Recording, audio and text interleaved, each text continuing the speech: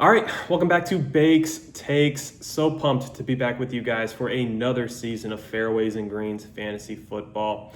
Over the years, Bakes Takes has prided ourselves in our thoughtful analysis. We like to take a deep dive into the analytics, take a look under the hood.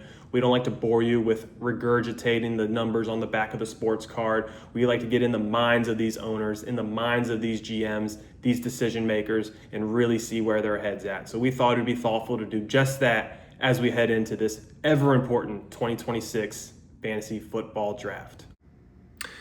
I figured who better to start with than our defending champion, Lance Coffey.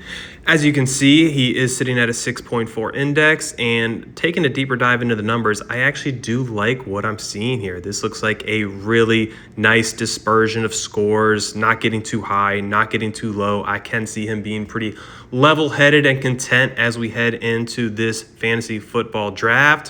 What I don't love to see, though, is I can tell you right now, we are not doing much fantasy football research. I mean, this is 9 rounds just in the month of July alone. This dude is getting out on the golf course, and I do have to wonder, I do have to question if that is going to impair the amount of research we're able to get done before draft night.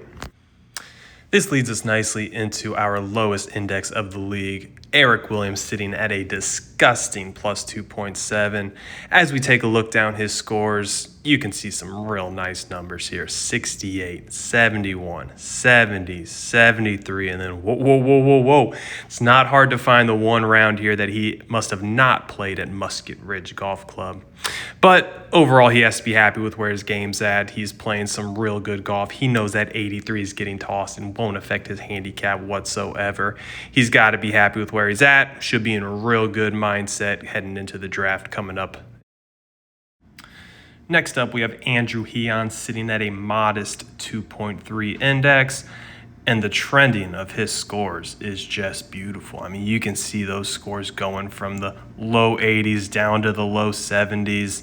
Almost makes me wonder if he's coming in a little too confident to draft night. I could see him taking some unnecessary risks, especially if this trend continues. God forbid he shoots something even in the deeper low 70s, God forbid the 60s. And I could see him coming in just a little overconfident, a little overzealous into draft night, thinking he knows all.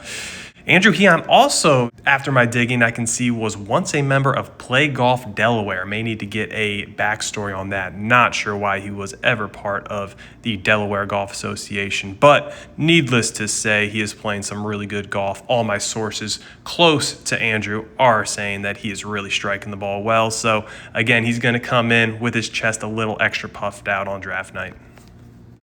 Peter, on the other hand, has not recorded a round of golf since 2019. I have no doubt, however, that he would still need to give a few shots to most of his league mates.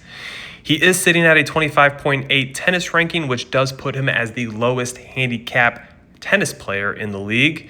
He is coming off a nice display of tennis here at the Frederick City this past week, put on a real good performance for many in attendance, myself included, and showed very well for the Fairways and Greens Fantasy Football League. In his last 38 matches, he is sitting at a record of 18-20, which I am not sure if I'm looking at Peter's singles record or Kyle's fantasy football record over the last 3 seasons. Either way, I do know that he is married to the game right now, which means he is likely not married to mock drafts. After my deeper dive into the analytics, it does have me a little nervous heading into draft night. Seems like a lot of guys in this league are seeing the ball well right now, swinging it well, and should have some good confidence heading into draft night. Please stay tuned. We got some fun things dialed up for Bakes Takes this year. Look forward to seeing y'all soon and seeing y'all on draft night.